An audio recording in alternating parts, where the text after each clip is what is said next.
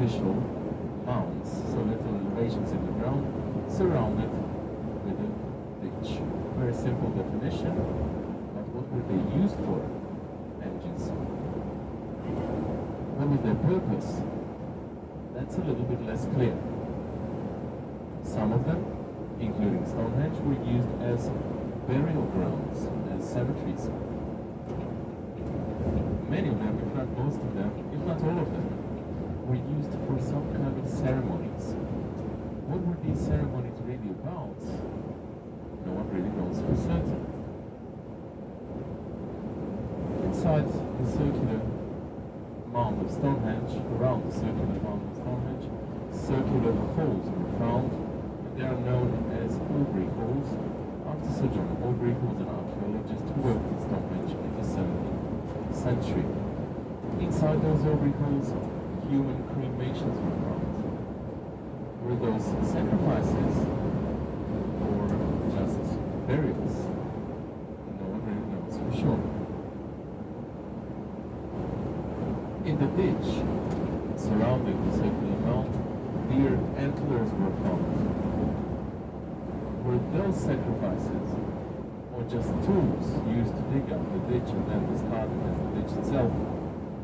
Again, no one really knows for certain. As a matter of fact, there's little that we do know for certain about Stonehenge. It's more a matter of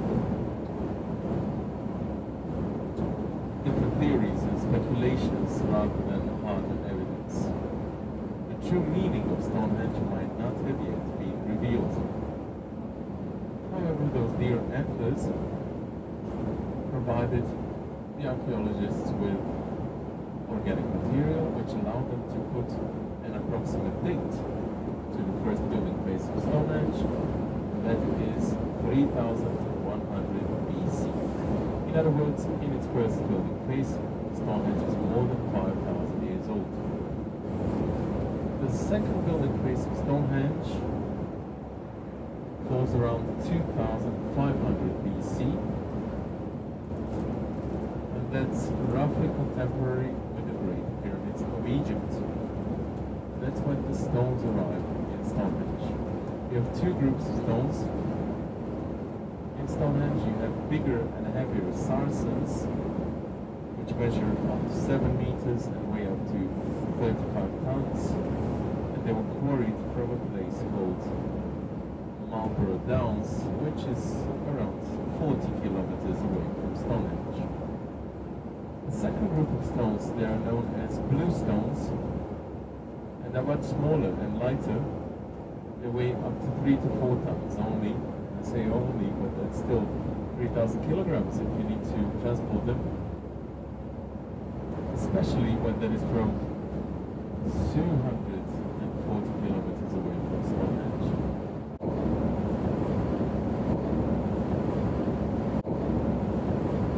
One place in the UK, and that's in Wales, in Preseli Hills, and that is 240 kilometers away from Stonehenge. Why did the ancient civilization that created Stonehenge choose to search for the stones so far away from Stonehenge? No one really knows. For certain, at least. There are suggestions and theories, so archaeologists suggest that that civilization believed in the magical power of those stones. Some others say that those stones had some kind of a symbolical meaning for that civilization. But in order to understand that properly, we first need to understand the structure of the society that created Stonehenge. They were all living in tribes, and each tribe had, let's say, around 100 men, women, and children. In order to transport one of those stones only, you needed between 100 and 300 men. So the conclusion is, in order to create Stonehenge, you needed more than one tribe. You needed actually dozens of tribes. And there must have been some kind of cohesion, some kind of unity, some kind of peace between those tribes. And that might have well been what Stonehenge represented, what Stonehenge symbolized, might have been a symbol, a monument to peace and unity between the tribes. But what Stonehenge most certainly was, and already Claudius, the Roman emperor who conquered Britain, he states it must have been some kind of temple to the sun.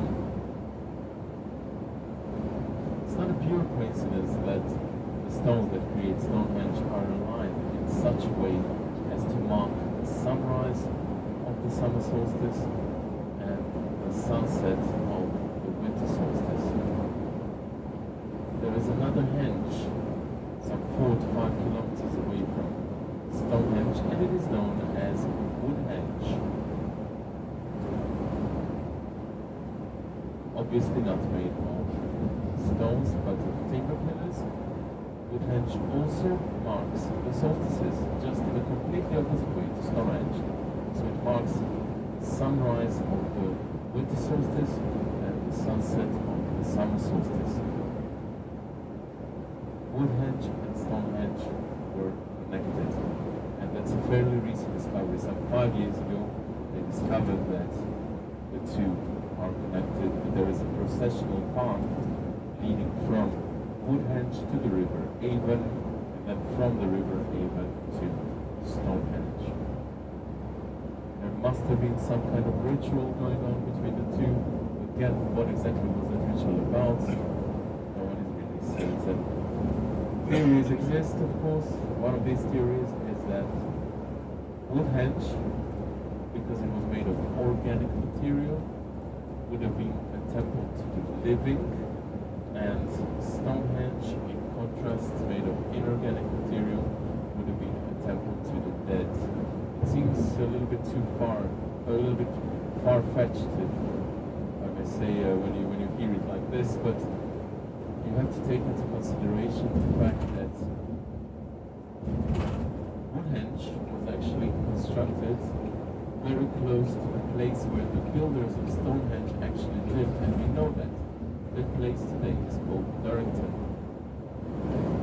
So it makes sense that Woodhenge was their temple, let me simplify, for everyday use, and Stonehenge would have been their temple for special occasions, for example, for burials. And there was a ceremony going on between the two involving probably boats on the river Avon.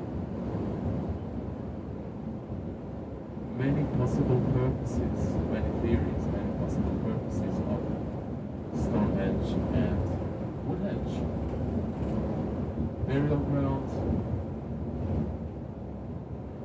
monument to peace and unity between the tribes, temple to the sun, temple to the living, temple to the dead. But both Stonehenge and Woodhenge were also observatories. There were calendars which were telling you when the seasons were beginning and when they were ending. And that was really important if you were a farmer. But to understand the real importance of that, we need to go back in history. We need to go back 10,000 years in history, back to the Paleolithic period. Stonehenge was created in the Neolithic period, in the New Stone Age, but we have to go back to the Old Stone Age, to the Paleolithic period, when everything was different here. The climate was different, it was still last ice age, the vegetation was different, everything was still covered in tundra. People were hunters and gatherers, and they were hunting mainly at night. They were leading a nomadic life, but they were hunting mainly at night, so they were worshipping the moon rather than the sun. This island was not an island at all, because it was connected physically to the European continent. What we call English Channel today was formed only after the last ice melted. When that happened, everything changed, because agriculture arrived slowly and progressively. from the Middle East, from Fertile Crescent through Central Europe to today's England. People slowly and progressively became farmers, and they started worshipping the sun rather than the moon. And that's when Stonehenge was created. What remains a fact is that people from all around Europe were coming not only to see Stonehenge, but also to be buried there.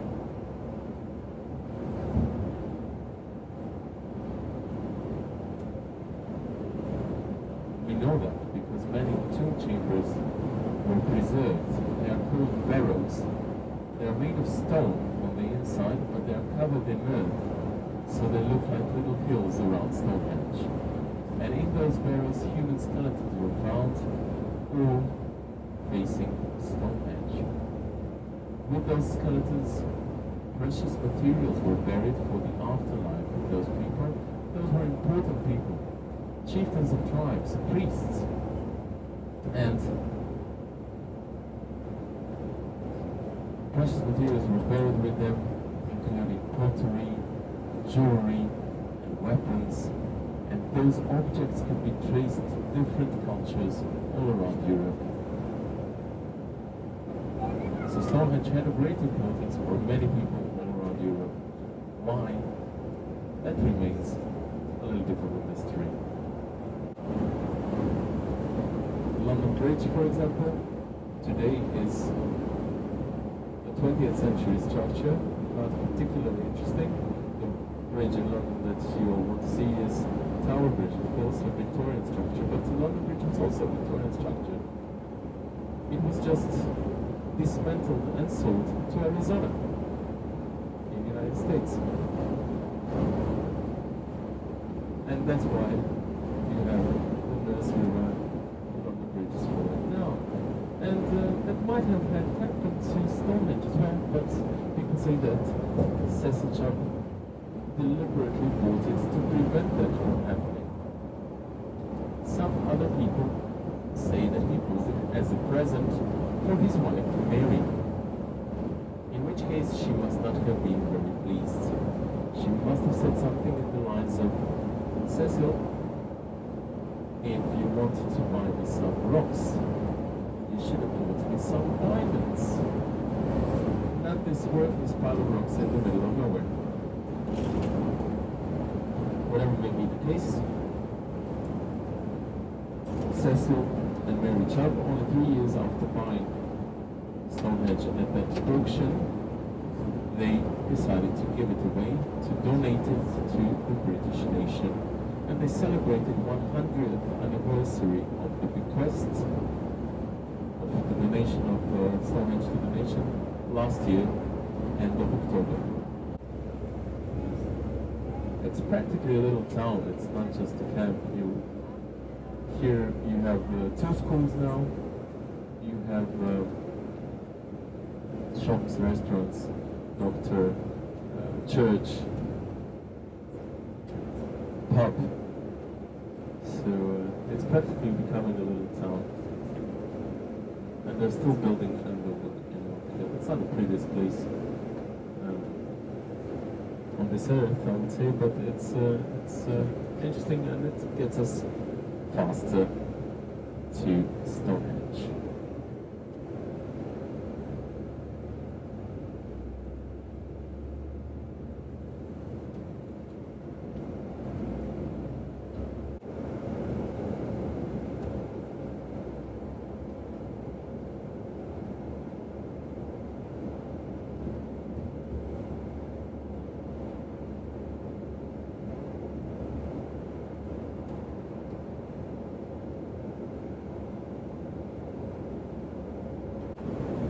Folks, be so lovely as you were in Windsor. Come back on time, because Stonehenge is interesting, but Bath is amazing. You really want to see that lovely city in most of the time that we can give you. And also, ladies and gentlemen, by any chance, don't be left behind here. This is in the middle of nowhere. It's very difficult to get anywhere. from here. So please let us take you to Bath and back to London.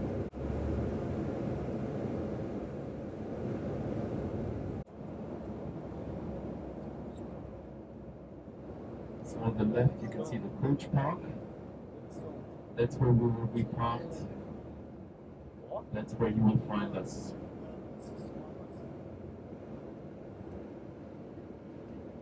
On the other side, you can see a car park. Please just ignore it. Forget about that parking. On the right, that's for individual cars. We will not be there. We are at the coach park. It does happen. So please, with a cafeteria, gift shop, and an exhibit is there. You can use them before you get on the shuttle bus.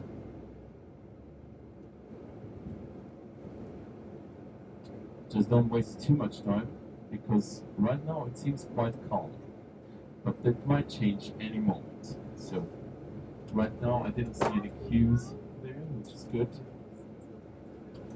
but there might be one just a little bit later, so I would take advantage of the situation.